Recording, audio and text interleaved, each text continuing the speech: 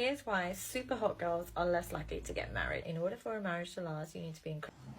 This was too good not to stitch. Lady produced 2 reasons. One of them that as a 10 usually get the men who are, making false promises. So basically, technically it's surrounded by lies and manipulated, as I call them, the douchebags, the players, and the assholes. Because they're usually the ones making the move because they believe that they can somehow land a chick. I would know. I've been doing this all my 20s. Therefore, I proudly call myself the playgirl. Why? Because I've been able to live my life on my terms, despite what anyone else thinks. And that's not necessarily a numbers game. It's not necessarily the game, capital T, capital G. So she's incredibly right in all accounts. The second thing is that I have noticed that yes, a good relationship is based on the tolerance and the forgiveness, etc. I'm huge on those. I'm a deeply spiritual person. Anyone can tell that when they've read my blog. Now, the thing I wanted to mention is that I've been doing affirmations to land a fiancé, a man that I can easily say yes to spend the rest of my life with. Although I noticed that by the time I was 28 that I had basically given up on that life of having a family and kids, etc. because it wasn't happening easily for me. But it was happening easily for a lot of my other girlfriends who were already with men and about to have babies. They now have kids, at least 2 of them. So then there's this pressure that I feel, not a huge amount of it, but definitely from the guys who will judge me and not necessarily work with me, who point out that as a relationship expert, shouldn't you have your own guy? Shouldn't you have that sort of thing sorted? The funniest thing is that as coach, I landed in this space because I was so successful at helping people get their success, whether in relationships, life, job, it doesn't matter. I actually picked the relationship sector because it was just so damn easy and I was already in it and I was like, okay. But the thing that I have to say is this.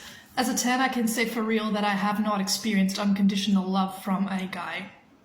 Ever.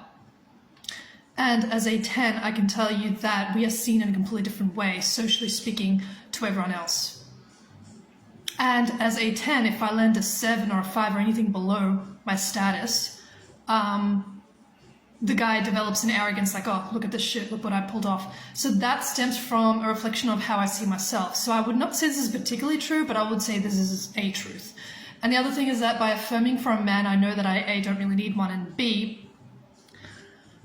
I have been getting over my stories of the fact that a guy would use information or anything above me to actually control me because I got a price on my head. That is the truth. But anyway, I can continue on, but I'm running out of time. Okay, guys.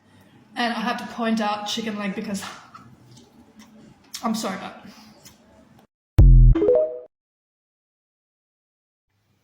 Check into conversations. Check into Confessions of a Hot Girl /rant. It's where I go into all the stuff that you can tick off being a 10. I don't even freaking believe in the number, but it just seemed to be, suitable. There's a price on a girl's head, and there's usually either jealousy from others that whatever status that person can take, and then there's also the guys who, because of the status, want some of that and want to live off that. There's a whole Reddit forum on guys who were with 10s and if that experience actually led up to anything, which I find funny. Personally speaking, being a 10 has nothing on the nerd world, and I'm more of a nerd than anything else. But because of the special treatment, not gonna lie, it doesn't make life any easier. Like, things are ridiculously easy if I put this. Hi guys, hope you can hear me. I'm just coming off the main road right now, close to a friend's place, and I think it's nice enough and scenic enough. I'm aware of the fact that I just spoke about part 2 confessions of a hot girl, and the whole point of them was to get you guys to see the human aspect behind what's known as like the halo effect, or just going out with someone pretty. I want to make it clear that everyone makes mistakes in their relationships, especially when it comes to pretty people. What they can do in your life, what they can do in your relationships and your networks. My desire in this part is to give you guys an understanding, a clarity, that when it comes to relationships, breakdowns, breakthroughs, you want the next one, you want to get out of your situationship, you want to stop holding like the beauty in that person to a certain standard, to a certain to a certain level, I want to introduce the whole point, the whole aspect of the nurturing feminine, the attracting feminine, the attractive feminine, and the toxic feminine. I think the toxic feminine has been spoken about before when those kinds of people, the women normally, hold you to a certain standard in certain metrics. Bedroom, corporate life, trading stuff. This is for you because I'm recording this with the intention of showing you guys that you get to be supported in all areas regardless of whether you're going out with someone pretty, regardless if you're going out with your soulmate, regardless of whatever it is that she sounds like and looks like. You get to choose the energy in the woman. So I'm going to welcome you to this interesting offer that I have called the boyfriend mode, and also offline relationship private pack. The whole point of them is to get you guys to see that you've got choice in love, no matter what it is that you've come to terms with in your life, and that the choice that you make ultimately gets you to surrender to the goodness in your life, and no matter how chaotic the background is, no matter if your ex was narcissistic or not. So to get out of that situationship and take stationship, what do you want to do next?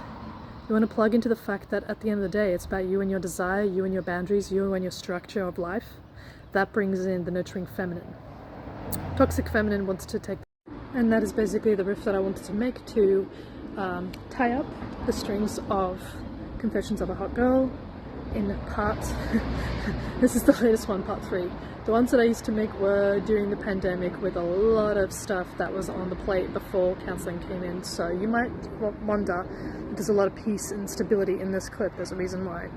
So, thank you for watching, thank you for following me, and I invite you to think about and flirt on the idea that you get to have a safe space in your relationship with yourself and with your partner.